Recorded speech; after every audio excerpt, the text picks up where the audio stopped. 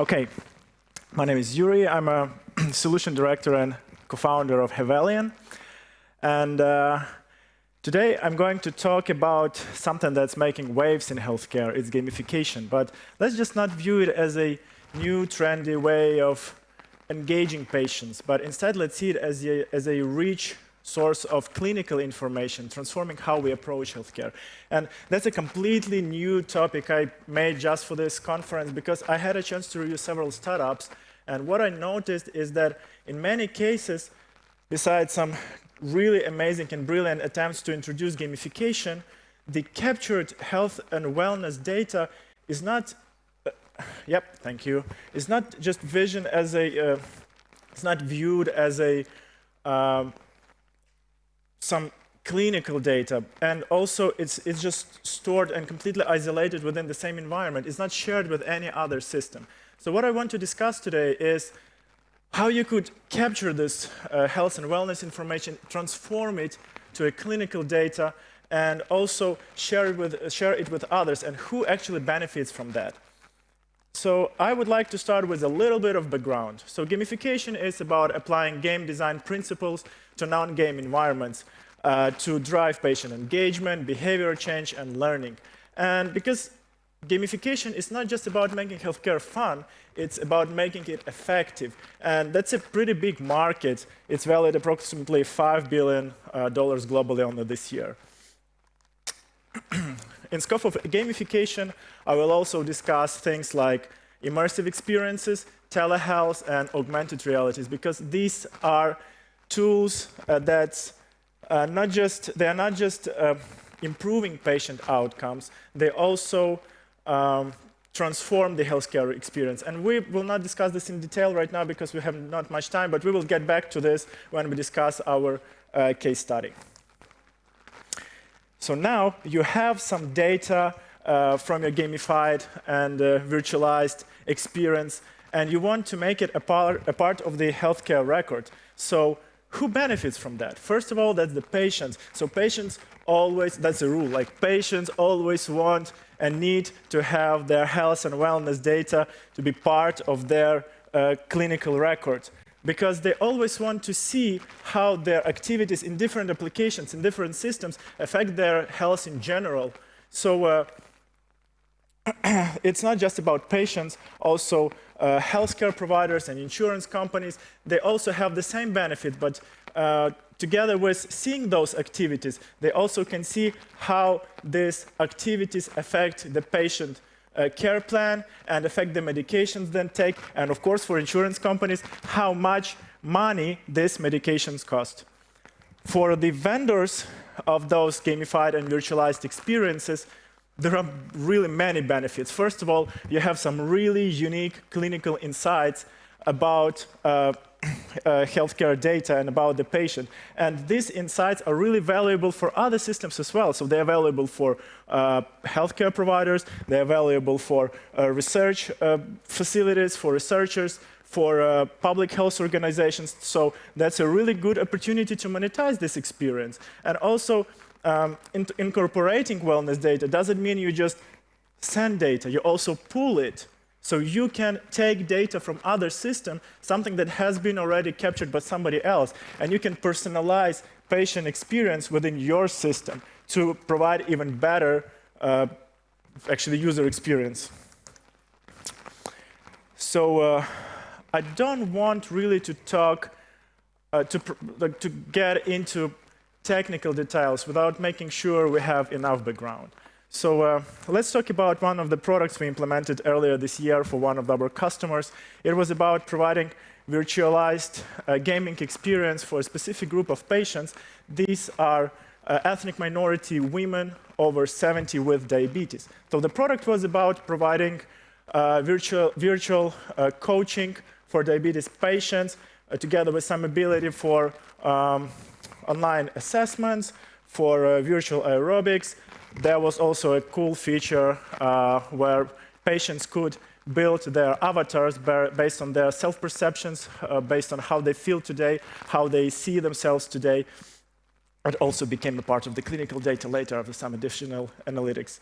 And also there was online video conferencing, ability for one-on-one video calls with patients, and ability to have private calls with the coach and ask private questions. There were really many interactive objects inside, like the whiteboard, like video players, different readers, so the patient could interact with that, and also this information was also captured. You see also there are the professional coaches. So coaches were responsible for setting up the personalized care plan, and it was stored in the healthcare provider.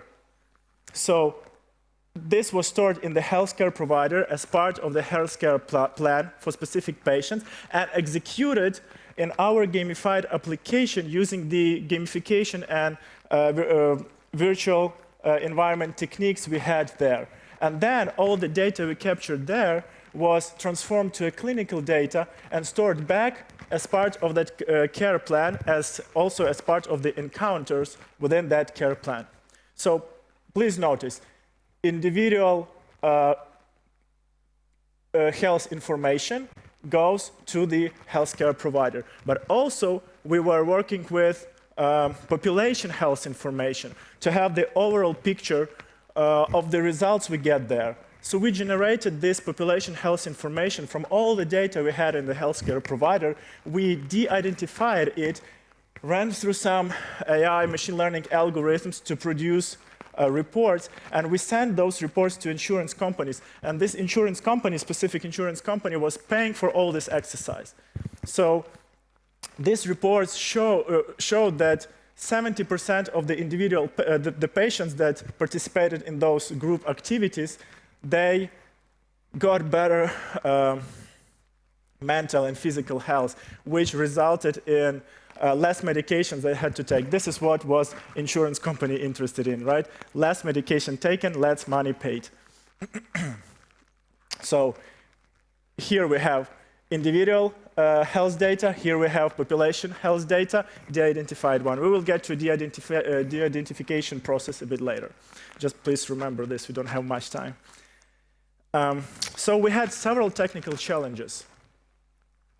And the first one is to capture data. Since our virtual environment was like a JavaScript, like a web application, we had a bunch of JavaScript event listeners. We listened to anything that happened in this environment. So the patient entered the room, they walk around, they play some video, they go and read some instructions, then they start a conversation with somebody, then they start talking to the coach. All of this was captured, of course, with the explicit consent of that patient, because we listened to the real conversations happening inside the application. And we also captured clinical insight from these conversations, like we generated transcriptions and got from these transcriptions the real clinical insights that became a part of the clinical documentation workflow later. So capturing information and capturing all those events doesn't mean you capture them as a clinical data. You don't need this. You pull, you try to get as much information as possible. Usually these are matrix, additional analytical information. You capture it and you store it locally as a raw data. And the idea is that you should be able to boil something in the future to transform it to a actionable clinical information later when you need to. This is a really serious point to understand. The next challenge is integrating with healthcare systems, because if you want to make health and wellness data that you have in your gamified experience, if you want to have it a part of the healthcare record, you have to talk to the systems which store that healthcare records, right? And these systems could be, for example, EMR systems, so it's electronic medical record system. If this clinical history is maintained by a single healthcare provider, or it can be EHR, electronic health record system, if this clinical history is maintained by multiple healthcare providers. And how would you usually talk to these systems? First of all, they provide proprietary APIs. So these are well-optimized native APIs that give you access to the most of the features implemented inside the specific EMR. But using those APIs may lead to so-called vendor lock-in. It means that if you spend some investigation and development to connect to a specific EMR, later, when you want to talk to another EMR or you want to send your data to multiple EMRs and other systems, you have to implement support of every API of that systems, right? This is not really like simple and efficient. Direct database access.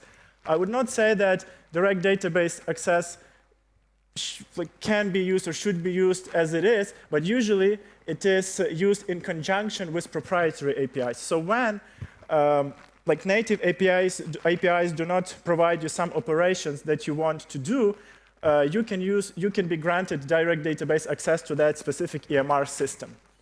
And for example, when you need some complex analytical queries, when you need some to send some data which is a part of the data model within that EMR, but no specific operation is present for that. So it even sounds scary, right? Because it poses really many security issues. Also, you are omitting the API level, and you go directly to the database level. So you are also omitting all the validation and integrity checks within the system, which may lead to the broken data, to some errors, warnings within that EMR in future. So you can consider this option, but you have to be really, really careful and consult really well with the developers of that specific EMR system implementation.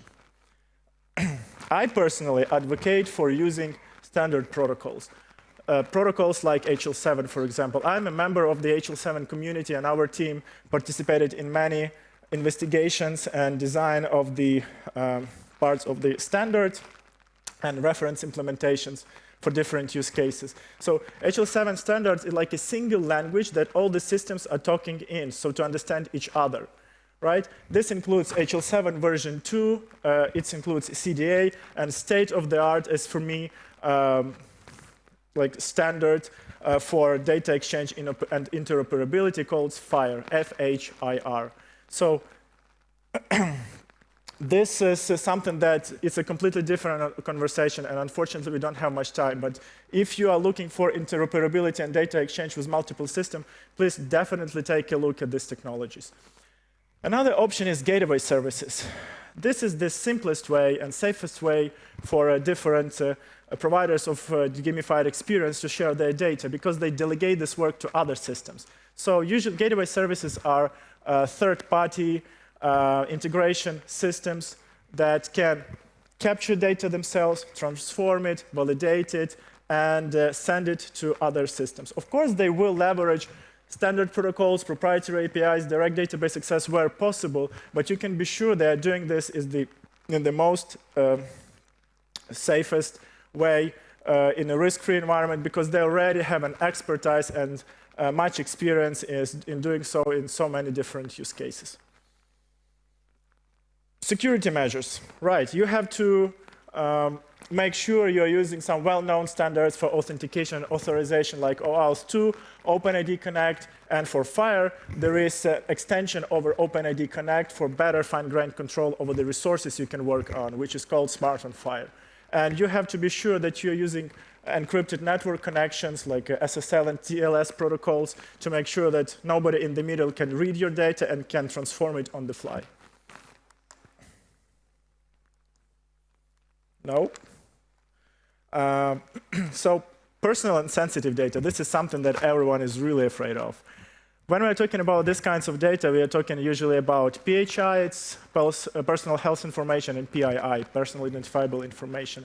And about handling this data in scope of healthcare regulations and compliance rules like HIPAA in the USA and GDPR in European Union. So these regulations force you to properly respect patient consent, to implement different security measures in place, and respect patient rights.